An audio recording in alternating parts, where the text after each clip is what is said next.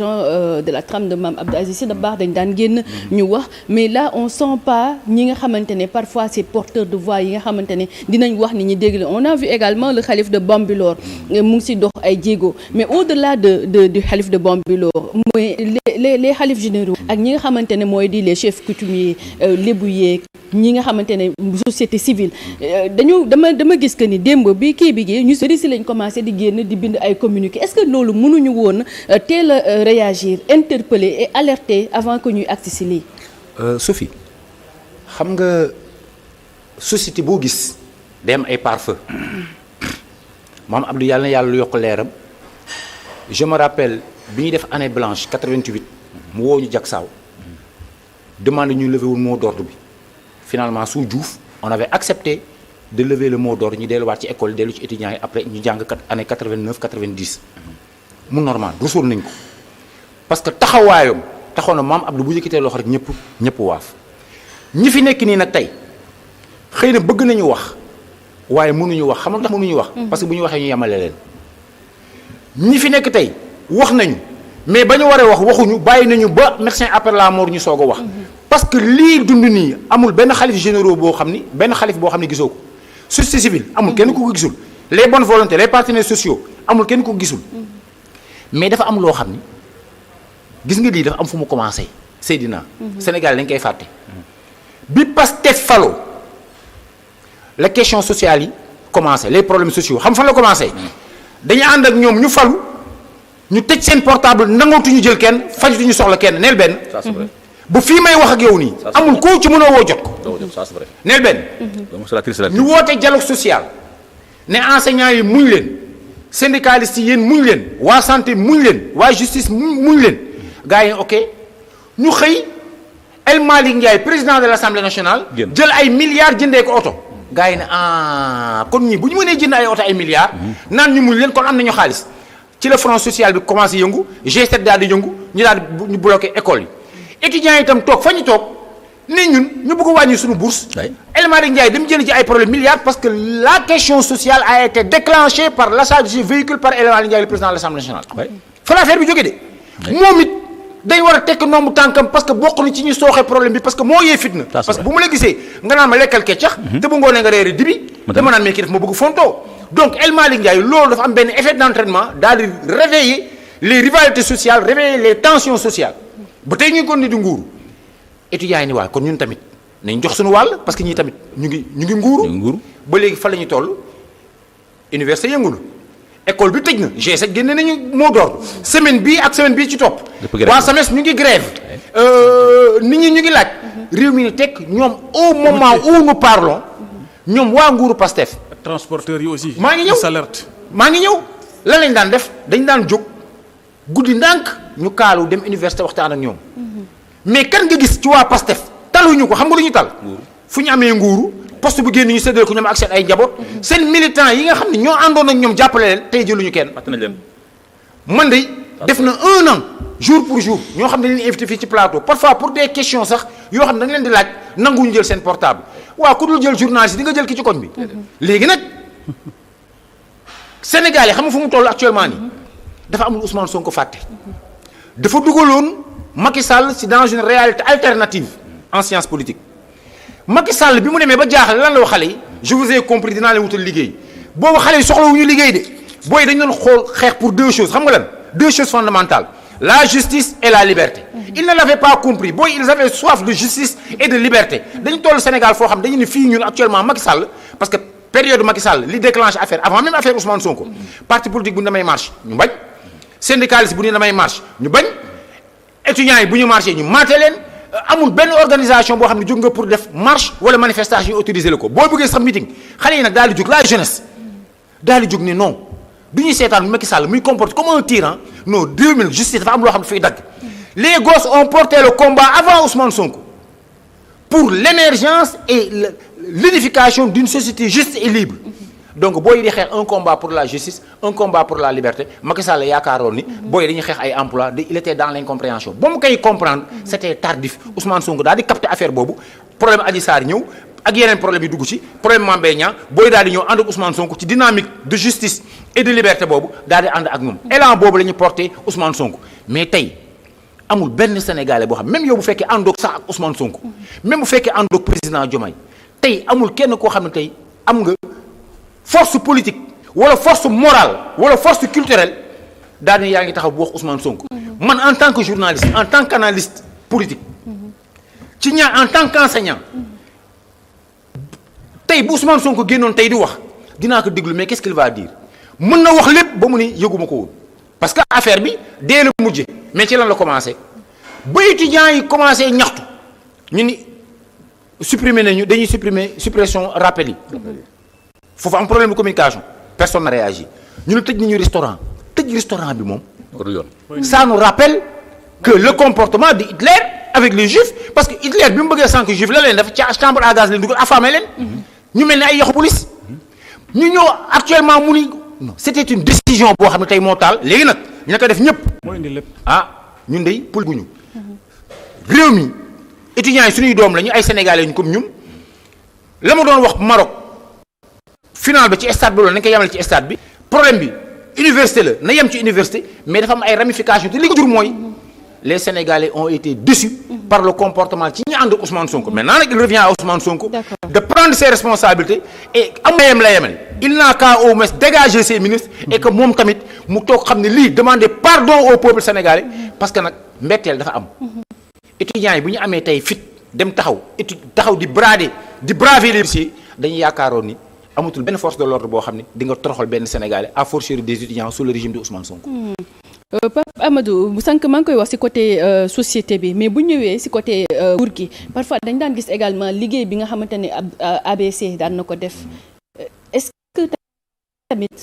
sentir nga ko ci nguur gi. xam nga médiateur et surtout sur ABC bi mu gaañoo sur le magistère de Macky Sall je crois que poste boobu bëreetul ñoo xamante ne. xam nga médiateur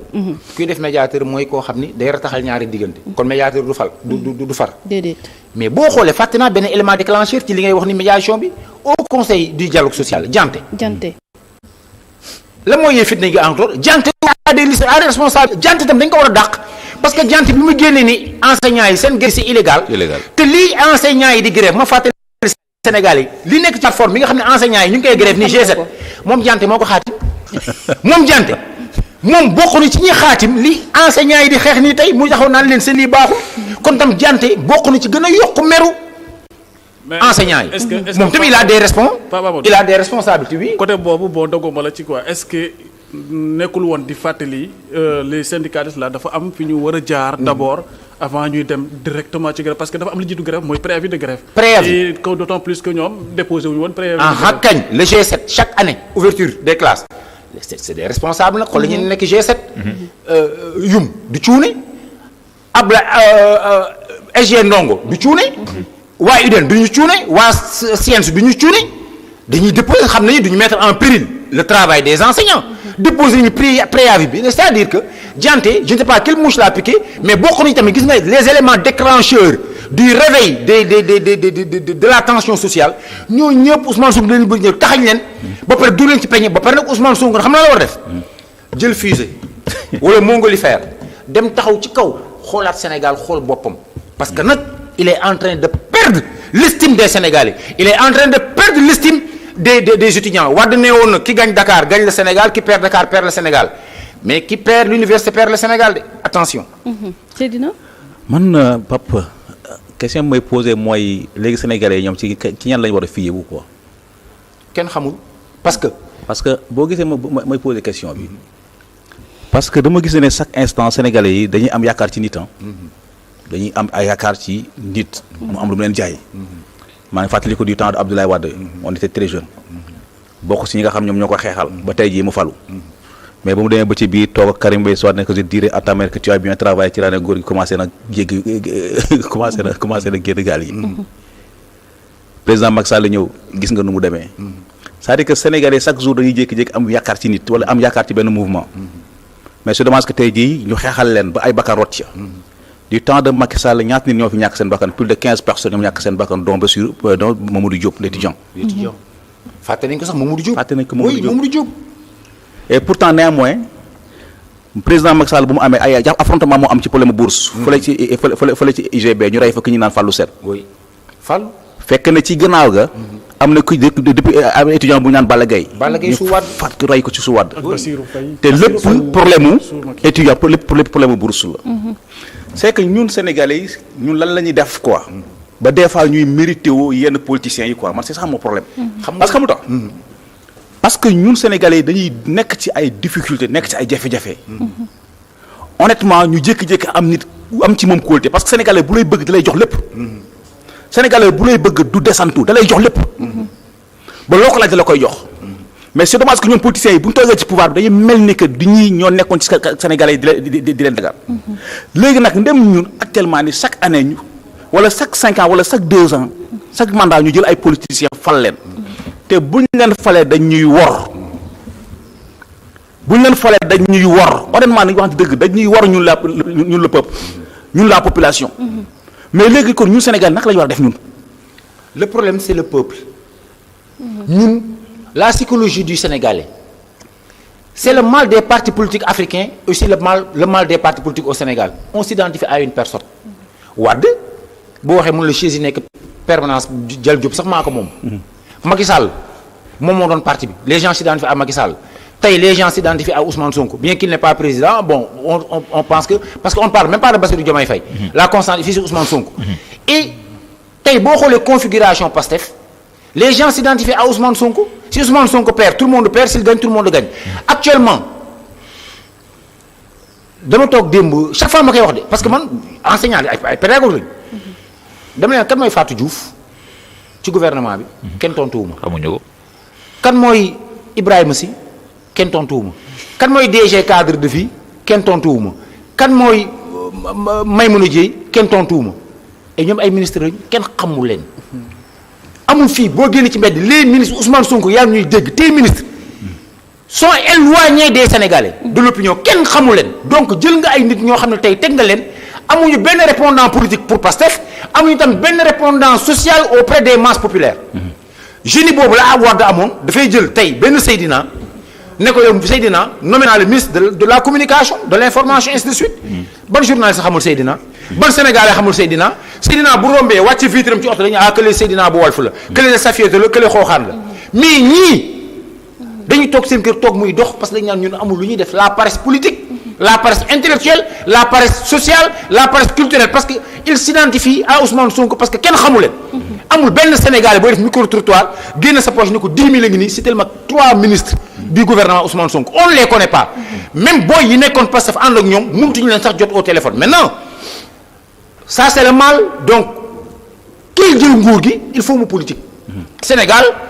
du réew moo xam ne mën nga fi jël nguur par coup d'état ñun nous sommes une république carte nga ñuy jël mooy fal nit donc kii ñëw après Ousmane Sonko kii ñëw après Diomaye nii rek lay defaat maintenant nee naa leen Ousmane Sonko bu échoué fii leeg 50 ans c'est l'élite qui va échouer parce que Sénégalais yaakaar bi ñu amoon ci nguur gi bu fekkee nguur gi dañu war a ñëw les mêmes comportements il faut que Ousmane Sonko xam ne y a les urgences mooy Diop d'accord mais xam nga lu urgence mu consolider la liberté consolider la justice parce que dama ne la les étudiants dañ leen war xam nga war gi mooy lan li ñu naan léeg-léeg nga am ce qui daf ma trahir ces étudiants se sont sentis trahis parce que yaakaaroon nañu pour l'expression des libertés fondamentales l'expression de la justice amul kenn du leen toroxal nii te toroxal bi ñu toroxal leen dans un pays où Ousmane Sonko est premier ministre leader de parti ñu jox ko présidentielle jox ko législative muy jëm local ñu bàyyi leen ni ñuy souffrir les étudiants waxuma sa étudiant mais le Sénégal actuellement sax dafay ragal parce que daan comme que nii la ñu mën a def étudiants yi waxtumaa nag ñun la Sénégalais lam da ma poser Moussa benn question mooy que ni déjà yaa ngi ko doon wax mooy si le matin pour ñoom ñu dugg si kii bi dañoo gis policiers yi ñu tiit mais déjà peur boobu noonu ñu ngi ko amoon depuis le matin ñu dem ba tey jii ñu assister à un mort d'homme tey jii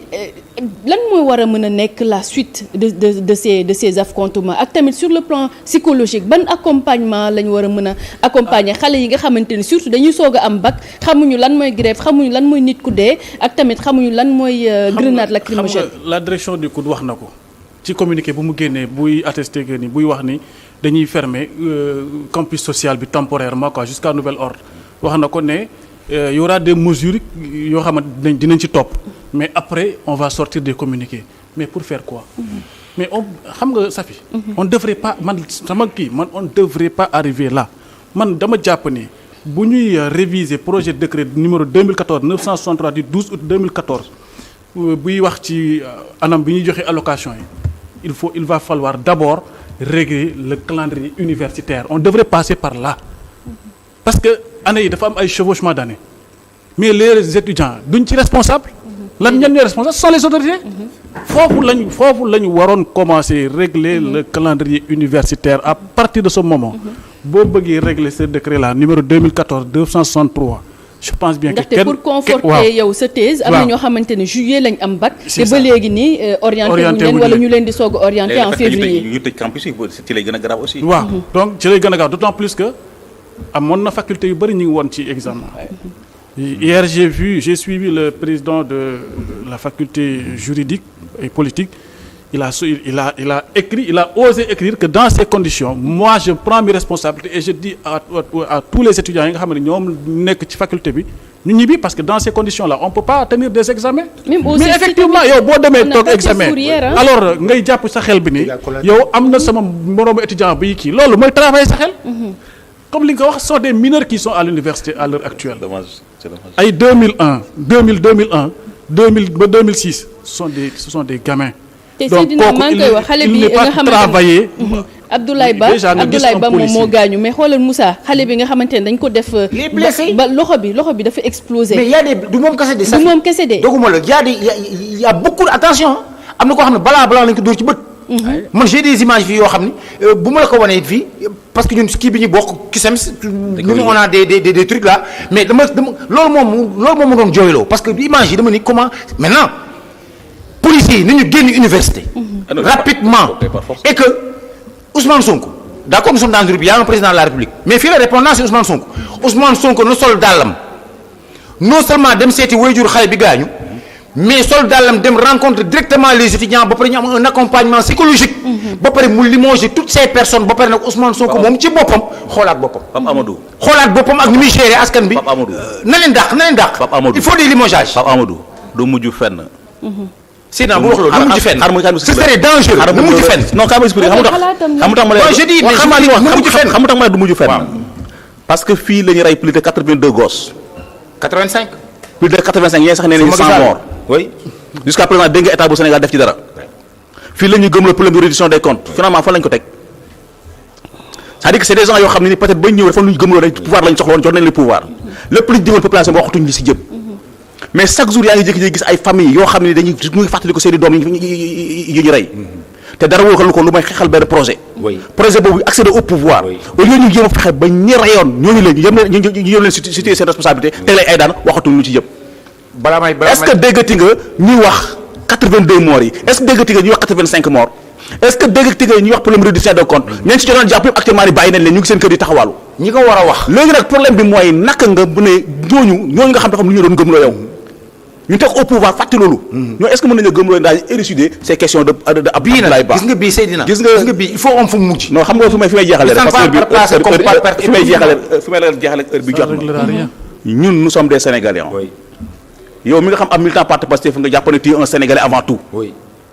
ñun nous ne sommes pas là parce que dafa am appartenance loolu intéressé wu ñu li ñu intéressé mooy le peuple d'accord ñun gëmuñu nit man dama koy faral di wax man gëmuma nit man li ma gëm mooy c'est le peuple c'est les Sénégalais d'accord kon képp koo xam ne yaa ngi def jëmale ci luy développer Sénégal dañuy ànd ak yow à 100%. D'accord. mais boo defee safaan wi wëlbati ko jàkkaarloog yow. mais neexul ba neexul parti Pastef yoon wi nga xam moom dañuy jël. du yoon wa. d'accord la nga xam moom lañ jëgoon population bi nekkuñu ci yoon wa. parce que instant bii nii man ay ministre la ay directeur d'agence ak ay directeur société yuy nguur laa fi gis. la preuve mooy que chaque jour nga jékki-jékki dégg ay militants woo la téléphone naan la kat diw. ñoo bokkoon coordination de xaw ñoo bokkoon section de mais mënutuñ ko jot bu ñu ko defee biir sama tey d'accord Seydina jërëjëf loolu kese donc man li ma gëm mooy li Seydina wax na am il faut mu am njeexital mu am mujj parce que tamit ki nga xam ni il faut que Ousmane Sonko bien qu'il n'est pas président de la République moom la nit ñi Sénégal yi moom la ñu porté woon il faut qu'il comprenne ce que Macky Sall n'avait pas compris justice ak liberté Sénégal yi léegi dootuñu ko café dootuñu ko caaxaane ba pare mu xam ne ñi mu tabb def leen ay ministre def leen DG def leen député déjà sax moom wax na ko fii la taxaw stade Léopold Senghor. ne sax ci parti bi cotiser leen ñu bañ. tey ñuy wax ay coalition Diomaye ay Ousmane Sonko ay Pastef ay ainsi de suite Ousmane Sonko ni jël ay responsabilités ba pare nag moom Ousmane Sonko. d'accord xam ne nag ay nitam war ñu am gàcce. d'accord parce que nit ñi deewal nañ ko nit ñi xeexal nañ ko y a des gens qui sont morts pour Ousmane Sonko. y a des gens qui ont été mutilés pour Ousmane Sonko. y a des gens qui ont été torturés pour Ousmane Sonko. et lii mu def blessure bi étudiants yi daj. Ousmane Sonko na ko réglé moom rek a ko mën a réglé. parce que moom la Sénégalais yi xam. na jël ay responsabilités sanctionné limogé ba pare moom mu xoolaat boppam. jërëjëf Moussa. en tout cas bon di jaalewaat communauté sénégalais yëpp parce que ñun ñëpp a ñàkk. rawatina étudiants yi nga xamante ni ñoo nekk ci université Cheikh Anta Diop bu Dakar. di wax rek ce n'est pas en forçant une chose que ngay am li nga bëgg. d'accord il faut aller vers des discussions vers des négociations. des concertations sérieuses. moo gën. parce que le Sénégal. jàmm lañ ko xamee. dal lañ ko xamee. d'accord mais ay gatsa moom. nañ ko teg à côté quoi. jërëjëf Moussa man pour man c'est comme si que j'avais perdu un petit frère Abdoulaye Ba. métti na trop quand même démb mënumaa sax nelaw c'était pas évident ñu koy ñaanal Abdoulaye Ba fi mu jëm mu gënal ko fi nga xamante ne fii la jóge tey waajuram également yàlla yokk ko xolub muñ alors ñu leen di sant di leen di jaajëfal waxtu bi moo ñu xooj ñu leen di jox dig